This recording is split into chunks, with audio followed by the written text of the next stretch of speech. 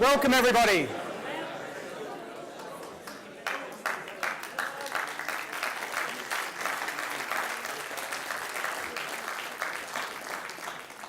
Welcome.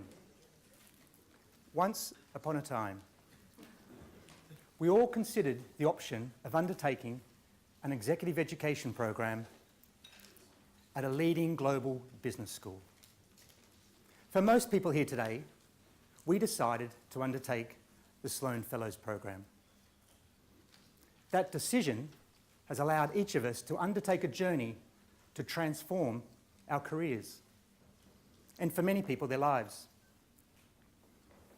That same decision has been taken by more than 8,000 people since Alfred P. Sloan sponsored the establishment of the first university-based executive education program at MIT in 1930.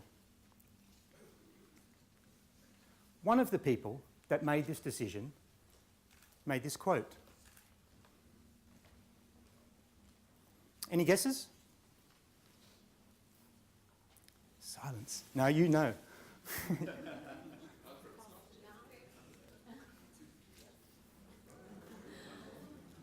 Slightly underachieved. Now I'd like you to watch a short video of an interview that took place in Australia in 1974.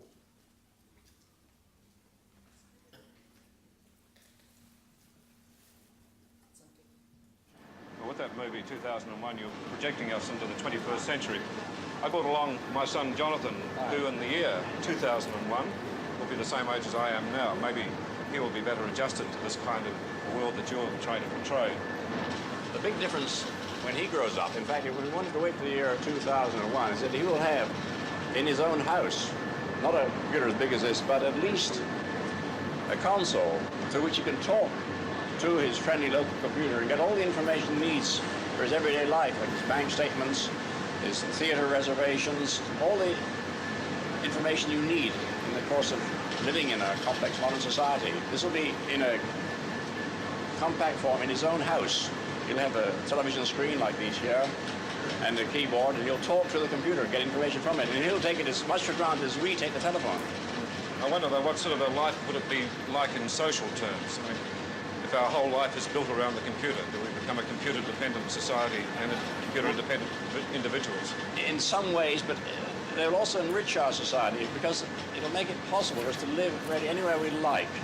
Any businessman and executive could live almost anywhere on Earth and still do his business through a device like this. And this is a wonderful thing. It means we wanted to be stuck in cities, we better live out in the country or wherever we please, and still carry on complete interaction with human beings as well as with other computers. But yet London keeps growing.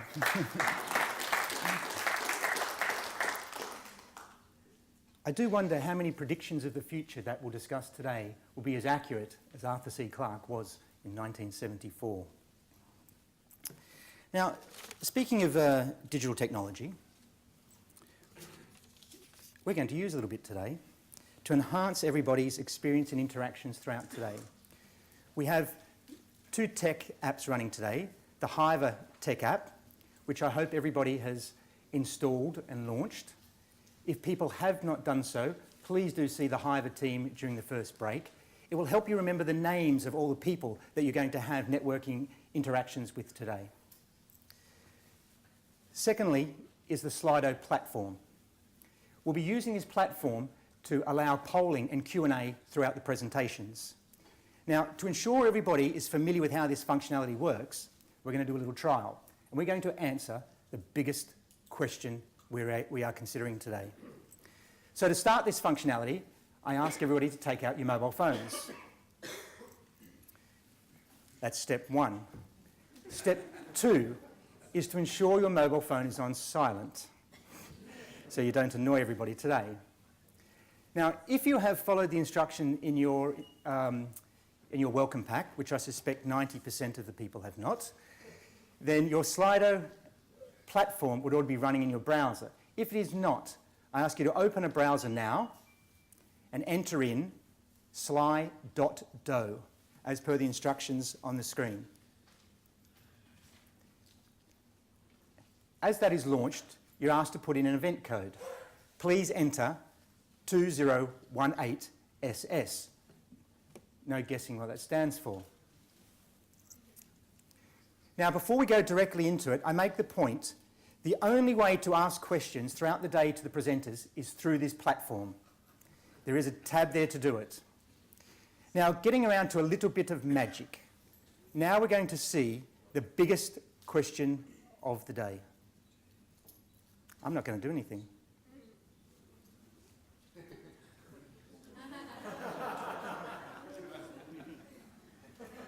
I know everybody wants to know. So please enter your response and we'll see the responses come live.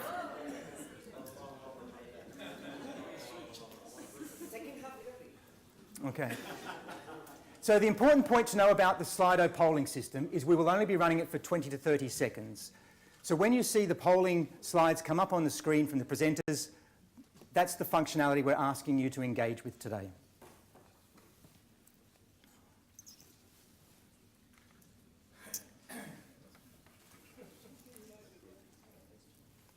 The Sloan Summit as an event cannot occur without partners.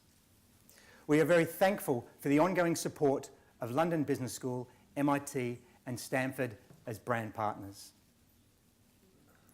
Without the financial support and service support of these partners today, this event would not occur. They have taken their time and money to support the Sloan community.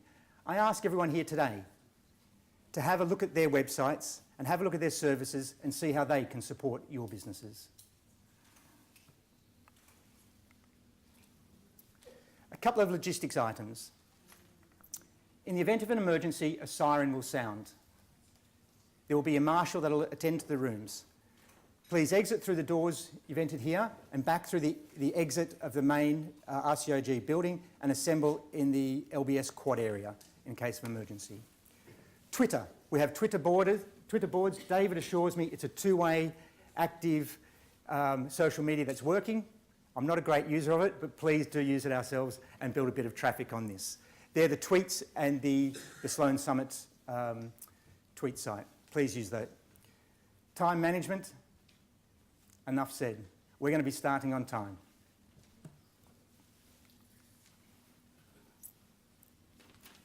So digital technology and education are at the heart of transformation and the next 50 years of leadership.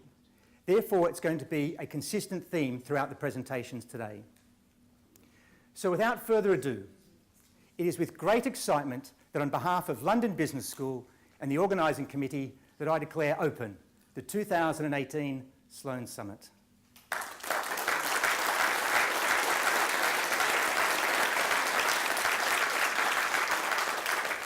I would now like to invite the Dean of London Business School to give the welcome address. François. Thank you. Thank you so much.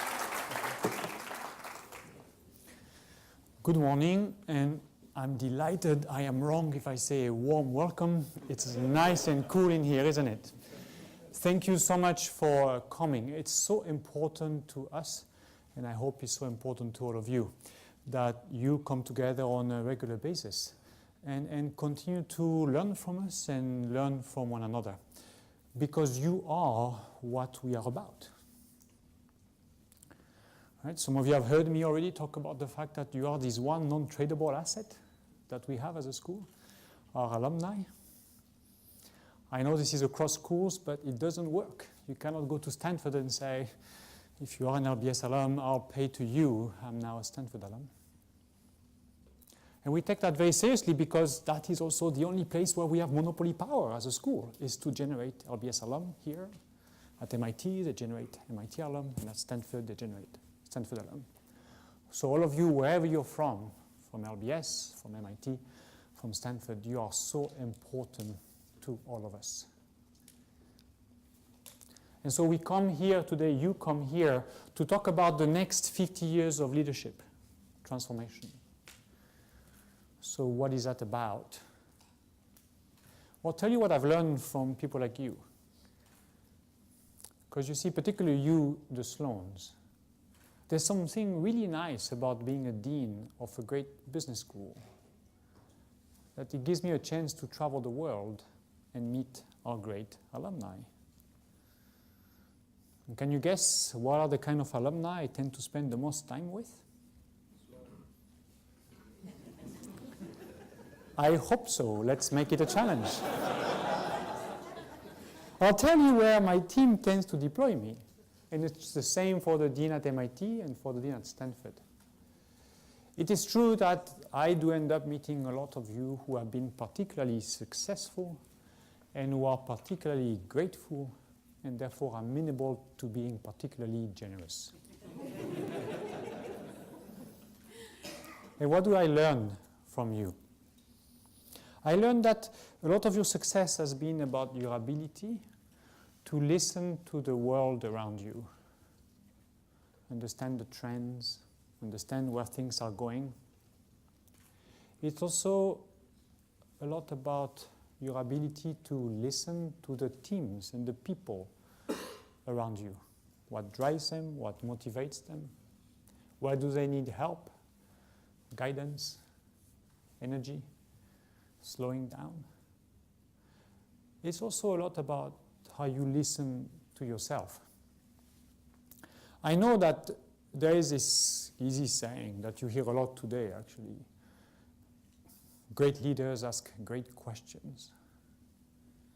I think it has a danger of missing the point, because then we start publishing papers about the next big question, or the top 10 questions, or the 3 questions, or the questions you should ask.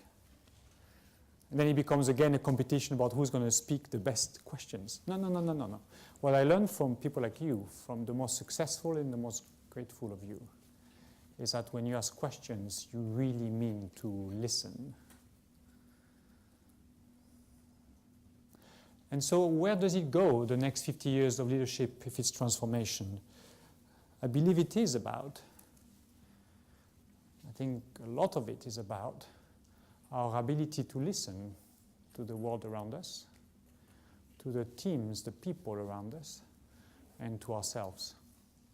And I'm not going to go into Brexit or Trump, but think about how good we've been at listening, or how poor we have been at listening to the people around us. And then we discover that every person has a vote. Oops. It's not about the questions, it's about the listening. So what can I do as I welcome you here? If I want to set the stage for a fruitful conversation, next 50 years of leadership transformation, can I invite you to listen the same way so many of you have taught me is critical to your success and to our success together. Here's what I found from these great listeners, not research, just listening to them, is that they do approach their questions with a genuine curiosity. And I wonder if that, you know, that selection mechanism for who meets a dean, that they are both successful and grateful, I wonder if that gratitude doesn't have something fundamental to play about the curiosity they have that they bring to listening. So 50 years of leadership transformation, could it be about listening, curiosity, fueled by genuine gratitude? So I want to try a little experiment today to set up the day. I'm not sure when is the last time you asked yourself, what am I grateful for out of this Sloan program? What am I grateful for as to what has happened since I graduated? So that's what we're going to do. Take 15 seconds. Just think for yourself in your head, a few words that characterizes what you're grateful for out of this Sloan program. Can you do that?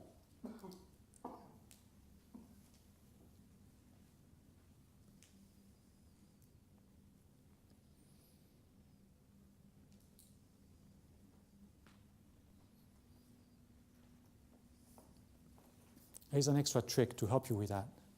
So I hope you have something in your mind, right? You all do? So what I want you to do now.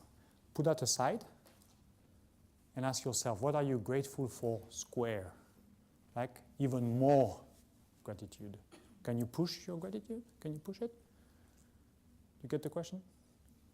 Grateful square.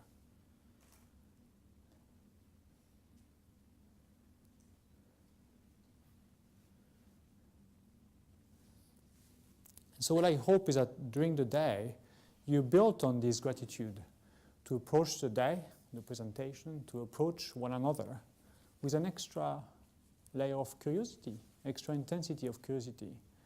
And that will be a day where you get to listen about trends in the world, to listen to one another, and also have the time to listen to yourself.